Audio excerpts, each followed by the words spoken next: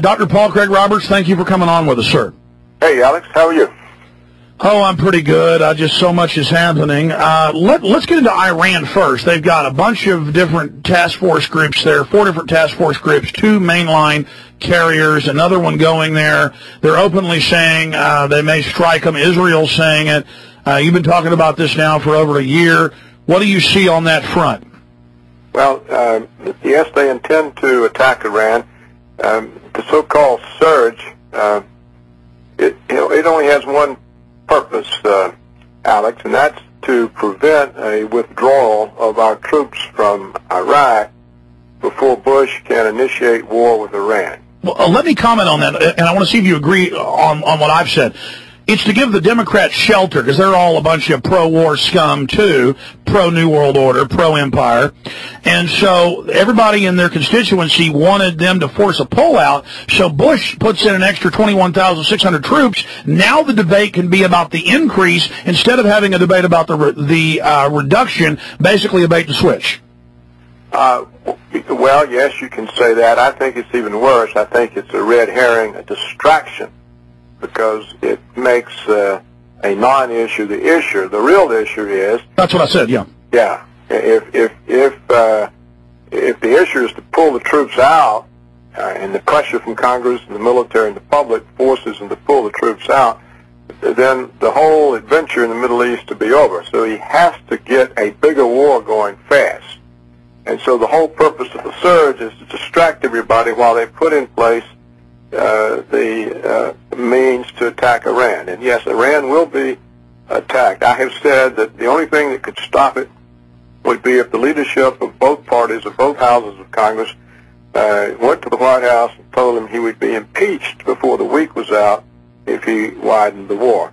But they won't do that because they really don't believe that Bush would have such audacity to initiate a wider war. Well, he had the audacity to have his black ops blow up those buildings on 9/11. I didn't say he wouldn't. I said what they think. No, I agree. Yeah.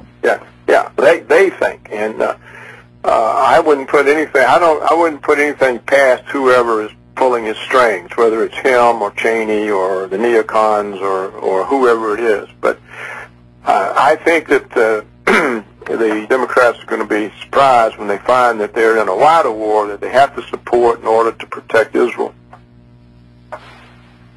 Well, I agree with you, and the entire house of cards is going to collapse if they don't do this. People are on to them. So, really, it's a Ponzi scheme. They've just got to pump it up that much faster. Do you think, though, they're going to need a prelude to it, maybe a staged terror event or a provocateur event, either in Israel or the U.S. or Europe? It's so massive that then it can be blamed on Iran? Well, they'll certainly use that if they need to. I think they're doing everything they can to provoke Iran. You know, they broke into that liaison office and arrested Iranian officials in Iraq. And we have these teams inside Iraq causing trouble. I mean Iran. And I'm sure that they're capable of staging an instant or having a carrier attack and blaming the Iranians. There's anything they can do. They won't have any trouble starting a war. And let's be clear, this could lead to World War III. In fact, last week, the Korean Times reported on a big think tank speech given a week ago in D.C. with a former high-level strategist and analyst at the State Department from 2005 saying, they plan to attack hundreds of targets, blow up their entire Navy, attack their ground forces, attack their military bases, attack even their military factories. The report is this is going to be a giant bombardment. Well, Alex, I don't know what they'll do. I think that what the neocons believe is that the only way they can prevail against the Muslims and exercise American-Israeli hegemony in the Middle East is now to intimidate them with nuclear weapons. So I think... That's right. They've openly said they may go ahead and nuke them. Just open nuclear attack, yeah. Yeah. So they've understood that they can't occupy them. They can't defeat them with conventional forces. So I think the notion is that they use tactical nukes. It will make the Muslims realize that they don't have any recourse but to submit to the U.S.-Israeli hegemony. But every major analyst, even people like Oliver North and others, or even neocons, are saying this is going to do the opposite. It's going to cause the whole Middle East to explode. Everybody's going to go absolutely ape, which is really what the neocons want, to then widen the crisis so big we've got to go into the draft and total escalation. Well, I don't know what the effect would be. I suspect what the effect would be more anger among Muslims, and that we may see our puppets in Pakistan and Egypt, for example, overthrown.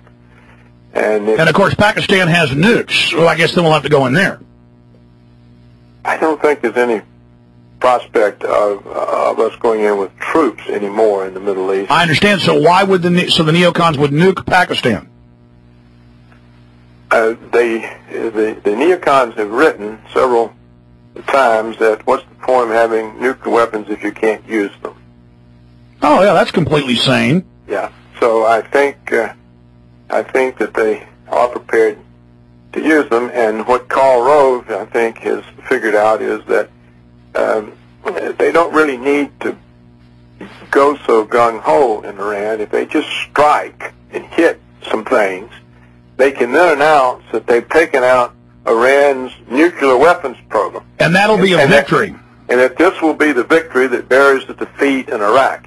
And all the Americans will say, oh, Bush saved us from Iranian nuclear weapons, and his polls will go back up and he can finish out in good order. Now, that is another option. That may also be the one that's in place. So it might not be the big, horrendous strike that we hear about. It might simply be an orchestrated victory. They'll strike something, but not enough to produce the kinds of disasters that would lead to more war, and they'll declare victory. So I mean, do you think? I don't know what they're going to do. Do you think they'll go massive? Huh? So do you think it'll be the pinprick or the go massive? You don't know. I don't know. I just don't know. They may not know themselves. They're trying to see what they can get away with, what opinion is, what the world's doing, what Congress does. They are hesitating a bit, aren't they? Because the battle plan was from inside was to hit them around Christmas. Why do you think they're hesitating? Well, I think they're hesitating because there's not any support for the current war. So to widen it is risky, and so they have to do it in a way that works for them. So interstage terror. Yeah, if they're going to do it, they've got to do it in a way that works for them, and maybe they just haven't figured out all the details of that. But I do think they intend to hit Iran one way or the other. Well, they're already hitting them with sanctions. Yes, that's true, but I mean militarily, with weapons. Yeah, I was just reading yesterday that they're having the carriers come in closer and closer to Iranian territorial waters, just begging for something to happen. They would love a new Pearl Harbor. You know, they got a Pearl Harbor with 9/11. They'd love one in the Persian Gulf. I think the neocons would be very happy if both aircraft carriers were sunk, because that would rally the Americans again to an all-out war with Iran. And they do the same thing over and over again with Tonkin, Maine, Lusitania. I mean, they just love to blow up ships. I guess that's because it's hard to get caught doing that out in the middle of the ocean. Well, look, even if you get caught, you just deny it, and most people are going to believe the government. I mean, look, most people, despite everything you've done about 9/11, still only 40% doubt the 9/11 Commission report's conclusions. So you've got a majority of the Americans still believe that Saddam Hussein or Osama bin Laden or somebody attacked the World Trade Center and the Pentagon.